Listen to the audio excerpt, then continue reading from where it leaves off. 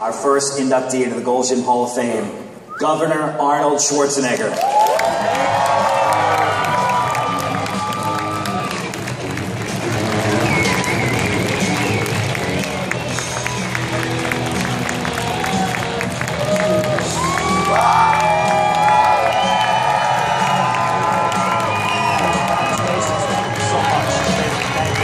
This will be yours.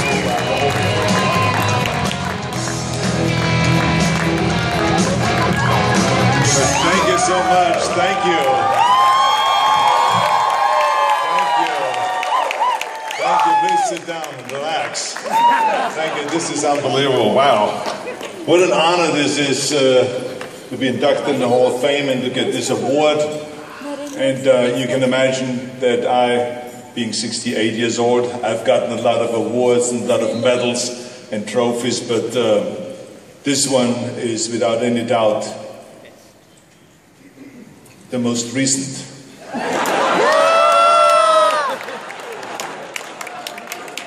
Got you.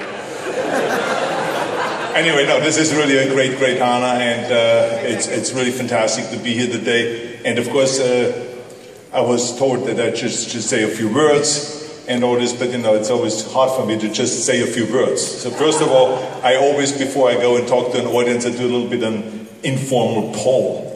And Dave, I want to say thank you to this award and for the great work that you're doing, the great inspiration you are.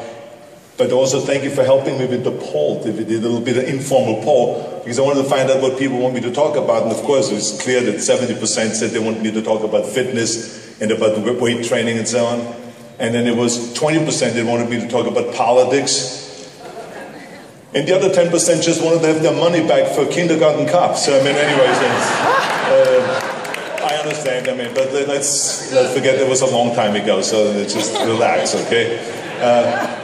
But this is really great because Gold's Gym really has meant everything to me. As you have heard here and as you have seen, I came to the United States in 1968. And the first gym that I went to was Gold's Gym. And the reason for that was because in a year before, I remember I met Chet Jordan, who was a Mr. Universe who actually beat me in the first Mr. Universe competition when I was 19 years old. And I said to him afterwards, I said, what's the secret for me to become Mr. Universe? And he says, move to California. Go to Gold's Gym, that's where I work out. So that's when I started thinking about going to join Gold's Gym. So as soon as I came to America, I was on the way from the airport to my apartment that Joe Wheeler rented for me. And on the way to the apartment, they dropped me off at Gold's Gym for me to see Gold's Gym. And that's where I met Joe Gold. And this is where I saw all this great equipment. And from that point on, I never left. And I worked out there every day. And the following year, I won 2 Mr. Universe contests in 1969.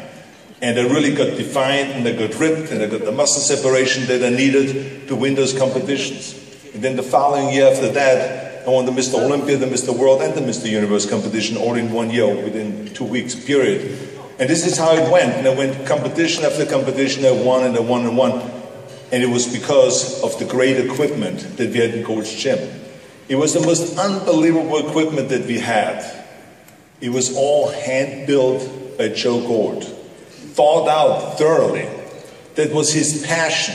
I would go to his shop, to his metal shop, where he made the equipment, and he would test it on bodybuilders. He would have them do 50 reps or 100 reps, you know, to see in which area they got sore, and is it really the right angle, is it the right length of cable, and is it the right bar, and is it the right grips, and the right dumbbells. Everything had to be specifically done to really work the best for the bodybuilders and the weightlifters. And may I remind you, this club, this Gold's Gym, didn't just have bodybuilders. We had the world's greatest hammer throwers, discus throwers, shot putters, power lifters, weightlifters, bodybuilders, people from around the world that came there to this little place in Venice, to this little place.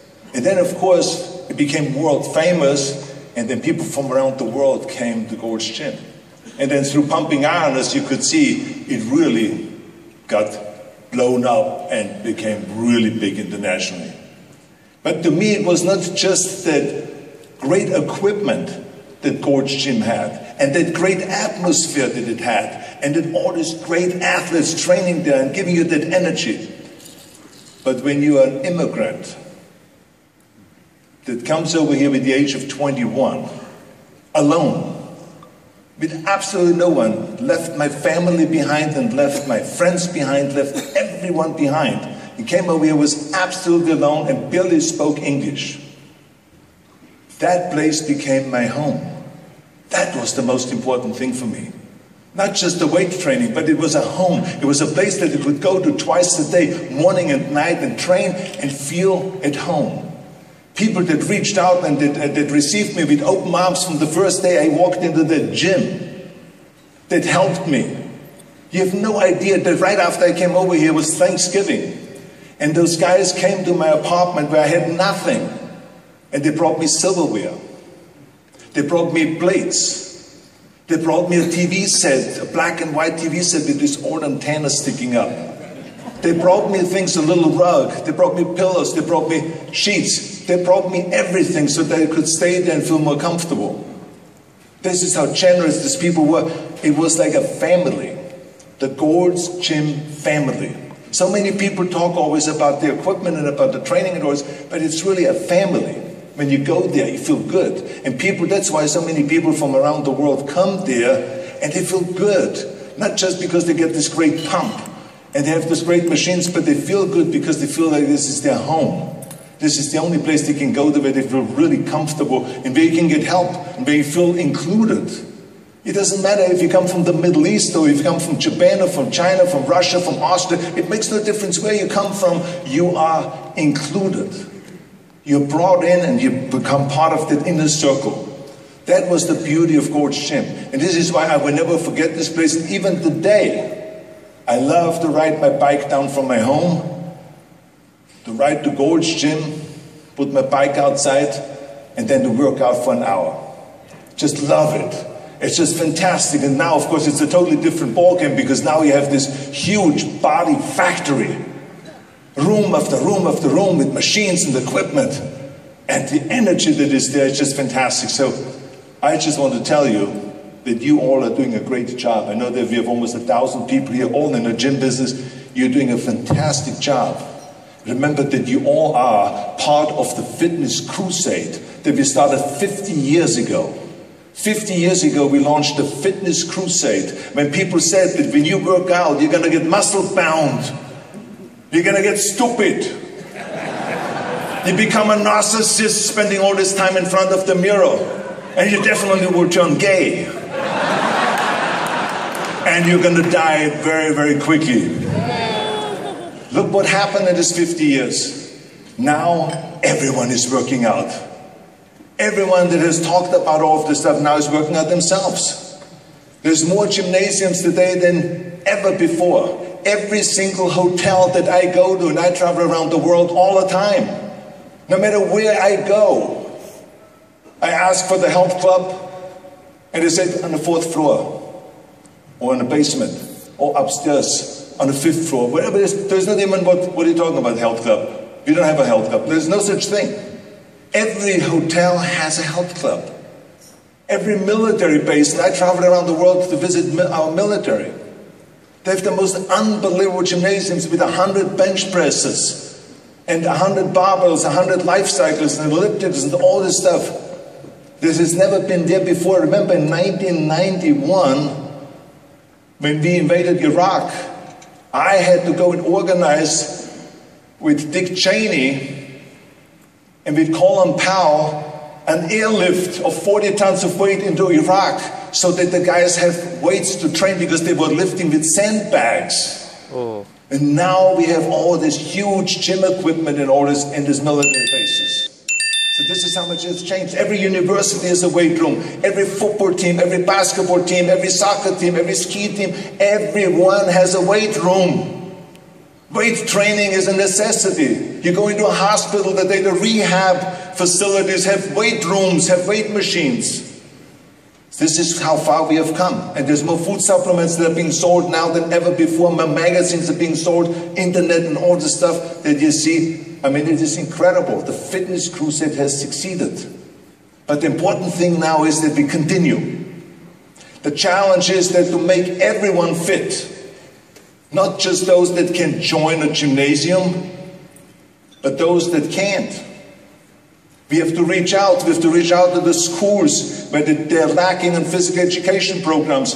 You have instructors. You have to ask yourself, do I really do the most to reach out and reach everybody? That's why I started after-school programs 25 years ago. So that they can stay in school after school for 3 hours and do their homework, get the tutoring, but then do the training, the physical fitness training. They need instructors in the after-school programs. The Special Olympians need instructors. The schools need instructors. Well, you have all those instructors. So send them out sometimes and do some volunteer work. We have to reach everybody. Everyone has the right to be muscular. Everyone has the right to be fit, to be strong, and to be full of energy. So we have to go and continue on with the fitness crusade, but we have to do everything that we can and make an effort to reach everybody. That is the important thing. This is our duty. Remember, we have to give back to our country. We have to give back to our community, to our city, to our state. It's always about giving back, because in the end, remember, we are going to be remembered not for how much we have made, but for how much we have given. It's all about giving back. That's why I give 7 years of my life to go and become governor without getting paid. That's why I have the After School Foundation. That's why I'm involved in environmental issues. So we all have to work together on those things. So you can be proud of the work that you've done to be part of this crusade. So let's continue on with this work, and let's have big goals and shoot for the stars. Together we can do it. Thank you very much, all of you. Thank you.